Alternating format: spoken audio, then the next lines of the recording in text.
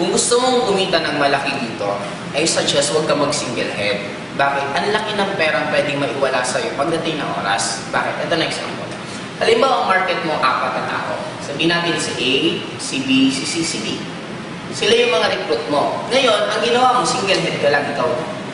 Ngayon, kung re-recruitin mo si A, si B, si C, D, paano mo? Since binary tayo, left, right lang. Dito mo ilalagay si A, dyan mo ilalagay si B. Ngayon, si C and D, saan mo siya ilalagay?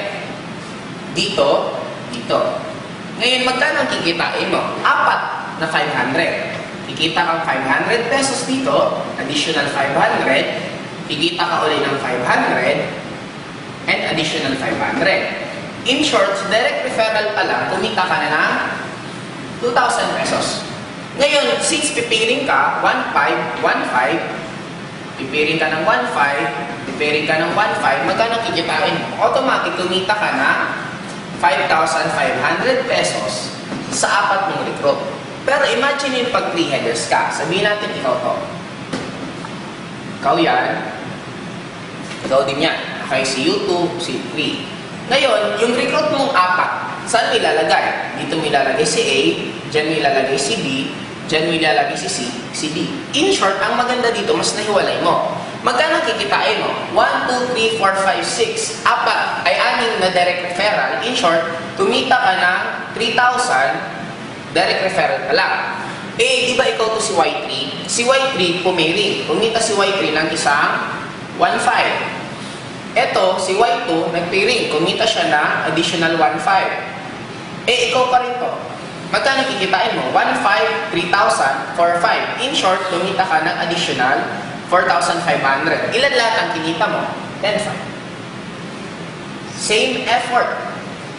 4 ang i-recruit, 4 din dito, 4 din dito. Kaya ano naging difference? Nag-differensya na magkano?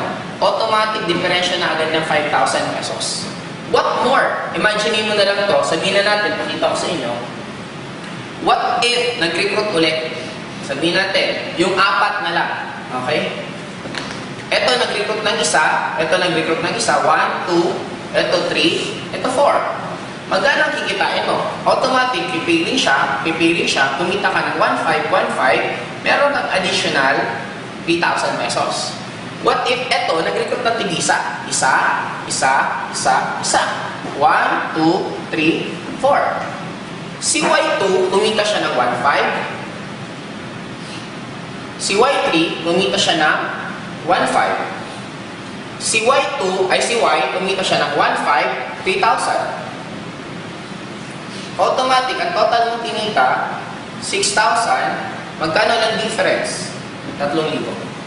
Kaya kung lumaki pa ito nung lumaki, dati na tayo, mas lalong malaki yung mawawala sa iyong income.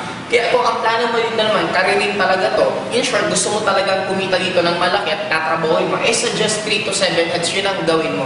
Napakaganda naman. Huwag ka lang magsisingle head kasi darating talagang time, manginghinayang ka. Pwede kang mawala ng milyon. Imagine mo, pag lalong dumami yan, ito nga, nag-negative ka pala ng 3,000. What if 10 dyan, that is already 30,000. Kaya I suggest, itong gawin mo kung gusto mong kumita dito ng malaki.